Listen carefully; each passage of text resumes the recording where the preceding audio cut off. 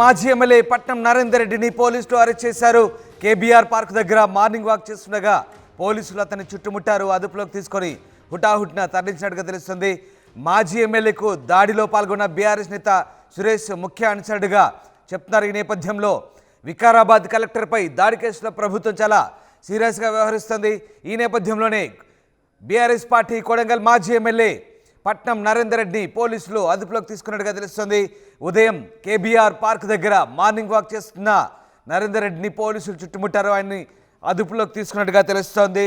Patnam Narender Reddy call డేటాను కూడా పోలీసులు పరిశీలిస్తున్నారు. నరేందర్ రెడ్డికి లగచర్ల ఘటనకు సంబంధించి ఎవరైనా మాట్లాడారా, మాట్లాడిన వారు ఎవరు అన్న కోణం నుంచి కూడా పోలీసులు దర్యాప్తు చేస్తున్నారు.